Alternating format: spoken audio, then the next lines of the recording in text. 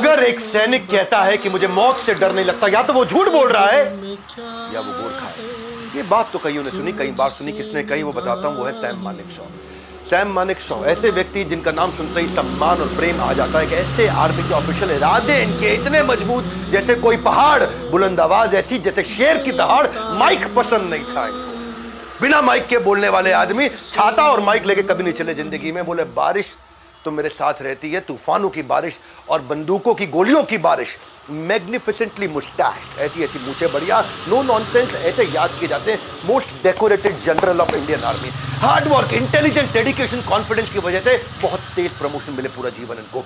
इन्होंने कई बार मौत को धोखा दिया है। मौत को धोखा देने वाले 27 जून 2008 को 94 साल की उम्र में मिलिट्री हॉस्पिटल वेलिंगटन में तमिलनाडु में इनका देहांत हुआ। और वो एक एरा की समाप्ति थी। इनका नाम क्या था? शमशेर जी, होर्मुस जी, फराम जी, जमशेद जी मानेकशॉ। लंबा नाम था लेकिन बाद में इनको सैम मानेकशॉ के नाम से जाना जाने लगा। इनका एक निकनेम भी हो गया था सैम बहादुर, जिसके ऊपर मूवी आ रही है 1 दिसंबर को।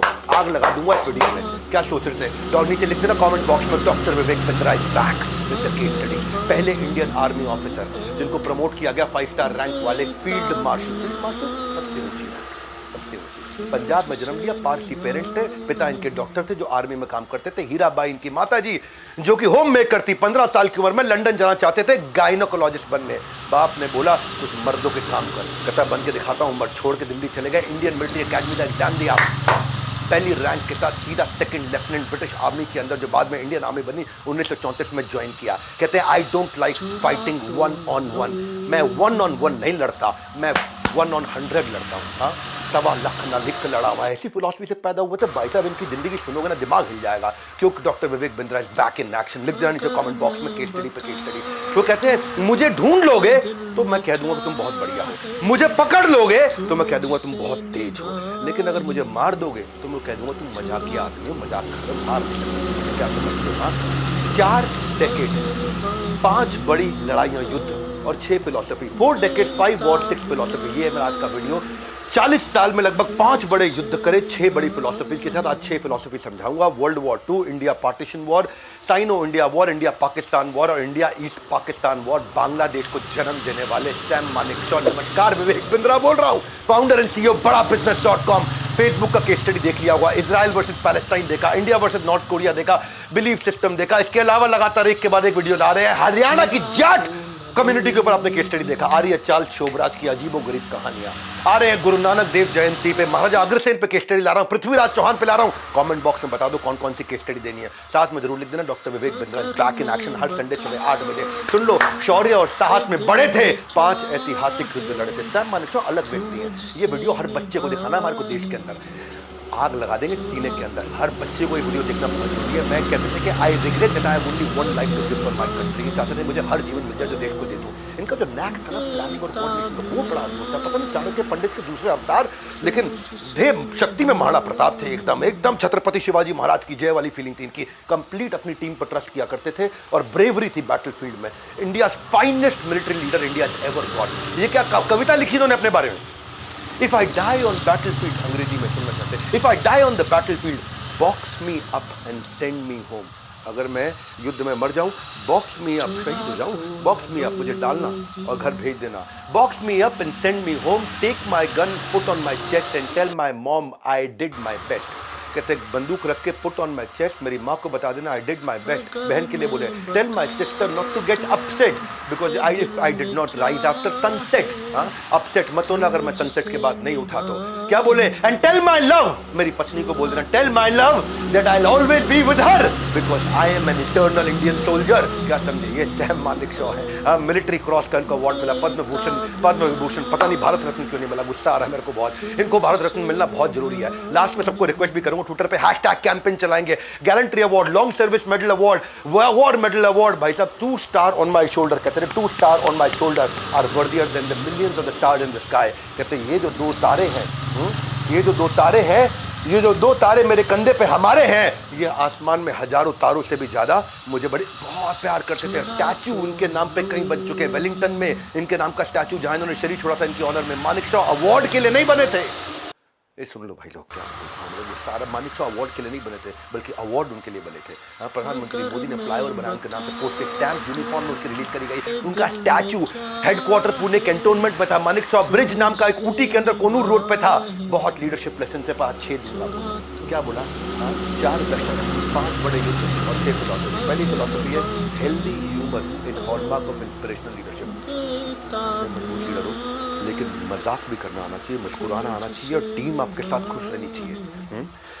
9 गोलियां लगी थी इनको वर्ल्ड वॉर 2 के दौरान, जब ये सैम वर्ल्ड वॉर 2 में ब्रिटिश इंडियन आर्मी की तरफ से जापानीज सोल्जर से बर्मा में लड़ रहे थे ना, जापानीज सोल्जर ने एक ही आदमी ने सीधा 9 गोलियों की छाती में ठोक दी। करेज देखो छाती में गोली खाने के बाद हंस रहे थे। डेविड क्राउन ने अपना मिलिट्री क्रॉस उतार के सैम को पहना दिया, बोला ये जिंदा आदमी को पहनाया जाता क्योंकि तुम शरीर छोड़ने वाले हो। सैम मानेकशॉ फिर मुस्कुरा दिया। उनका एक फेथफुल सिख सिपाही था शेर सिंह, वो उनको उठा करके ऑस्ट्रेलियन सर्जन के पास ले गया, बोला इनको बचाना। ऑस्ट्रेलियन सर्जन बोला ये नहीं बच सकते, इनका समय हो गया, 9 गोलियां जा चुकी हैं ये। अब वो कब की बात कर रहे हैं, आपको 30-40s की बात कर रहे हैं। उस समय कहाँ कोई इतनी सारी भयंकर सर्जरी के लिए इतने इक्विपमेंट नहीं होते थे सांप पे जाकर के जंगल के अंदर युद्ध के बीच में। तो फिर भी ऑस्ट्रेलियन सर्जन ने पूछ लिया, सैम क्या हुआ तुमको? सैम फिर अरे हुआ तो कुछ नहीं, गधे ने लात मार दी। 9 गोली खाने के बाद हंस रहा, मजाक कर रहा है, अभी गधे ने लात मार दी थी। बोला गोलियां 9 खाई थी सीने में, देश के लिए मजा आता था जीने में। ऐसा आदमी 9 गोली खाने के बाद भी जो मजाक कर सकता है, मौत मेरी महबूबा है, जब आएगी तुझे हंस के गले लगाऊंगा। सर्जन हंसते हुए बोला बेटा तुझे बचाना पड़ेगा, तू बड़ा जरूरी है हमारे देश के लिए। इसने लार्ज पार्ट उनका इंटेस्टाइन का निकाल दिया, और बहुत कम लोगों को पता है वो जो लार्ज पार्ट इंटेस्टाइन का काट के निकाल के दोबारा सिल करके फिर से इनको रेडी किया ना, बहुत कम लोगों को पता है। उसके बाद से ये क्रंची या फ्राइड या फाइबर या फैट या रॉ प्रोड्यूस या कोई बीज और डेयरी या कोई कॉफ़ी या सोडा कुछ नहीं ले सकते थे, और एक कटोरी से ज़्यादा एक बार में खा नहीं सकते थे। जो सैम के अंदर जो एस है ना, वो सर्वाइवर का एस है। ये एक ऐसे पॉपुलर फ्यू सोल्जर्स में से थे जिन्होंने कई बार मैसिव फेटल युद्ध के अंदर भी मरते मरते मौत को मार करके फिर वापस आए। बहुत कम सोल्जर्स थे तो 15-15 दिन तक बिना खाए सकते। जोश है, मौज है, क्या हुआ अगर सामने मौत है। 1947 का जब युद्ध हुआ था ना पार्टीशन के टाइम पे, तो आपको एक कहानी सुनाता हूँ पाकिस्तान के आगा मोहम्मद याया खान के साथ। ये कहानी सुन के मजा आएगा आपको, ये कहानी सुन के आपका सीना चौड़ा हो जाएगा। थे बड़े अच्छे आदमी, दोस्तों के दोस्त थे। बात ये पार्टीशन से पहले की है। मोहम्मद याया खान जो बाद में चल के 3रे राष्ट्रपति बने पाकिस्तान के, ये दोनों बैचमेट हुआ करते थे, तब तो इंडिया पाकिस्तान एक ही था, पाकिस्तान तो बाद में आया। पार्टीशन के टाइम पे सैम मानेकशॉ इतने पावरफुल थे, आपको इसी बात से पता चलता है कि पाकिस्तान ने पूरी जान लगा दी थी इसको बोलने में कि हमारे देश आ जाओ, हमारे देश आ जाओ। ये बोला नहीं मैं भारत से लड़ूंगा। बहरहाल याया खान चले गए पाकिस्तान, कोई बात नहीं। याया खान पाकिस्तान जाने से पहले बोले सैम यार अपनी दोस्ती अच्छी है और तेरी बाइक उससे भी ज़्यादा अच्छी है।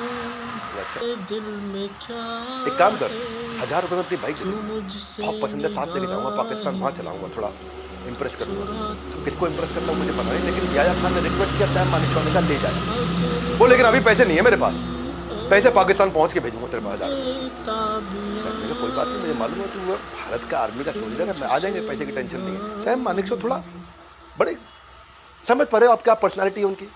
चले गए याया खान, 1000 रुपये आए नहीं, कभी 1000 रुपये आए नहीं। याया खान से दोबारा मुलाकात लगभग 23-24 साल के बाद 1971 के वॉर में हुई। 1971 के वॉर के बारे में सबको पता है, वो ठोक के पाकिस्तान को इतना मारा कि पाकिस्तान को आधा करके बांग्लादेश बाहर निकाल दिया इस पाकिस्तान। जब भी लिखता हूँ इनकलाब लिखता हूँ, दुश्मन की हर गोली का जवाब लिखता हूँ। और वहीं गए उनके सामने, बोले याया खान तूने 1000 रुपये देने थे, पर मुझे भी देख ले, तेरे 1000 रुपये ले लिए, मैं तेरा आधा देश ले लिया उसके बदले। आइंदा से किसी के 1000 रुपये मार मत। ये था याया खान को मैसेज कि 1000 रुपये के बदले पूरा आधा देश निकाल लिया और बांग्लादेश बना दिया उसको। पावरफुल आदमी है। दूसरी फिलॉसफी फियरलेसनेस, लीडरशिप लेसन। डर के साथ लीड करने वाला लीडर नहीं बन सकता। No man is a man until he has become a soldier. इनके लिए आदमी सोल्जर कैसे पता है? सैम एक बार कमांडिंग एक सिख कंपनी को कमांड कर रहे थे। 6 फुट 4 इंच का एक सिख सिपाही बड़ा सोन सिंह, और उसने अप्लाई किया था मुझको नायक रैंक के लिए, प्रमोशन होनी थी। सैम मानेकशॉ को अप्रूवल देना था प्रमोशन का, उन्होंने रिजेक्ट कर दिया। बोला ये सोन सिंह को अभी नायक नहीं बनाएंगे, बाद में देखेंगे। रिजल्ट पब्लिश हुआ, सोन सिंह नायक नहीं बनाए गए। सोन सिंह जब नायक नहीं बनाए गए, 6 फुट 4 इंच का सिख सरदार, सैम मानेकशॉ हाइट नहीं थी,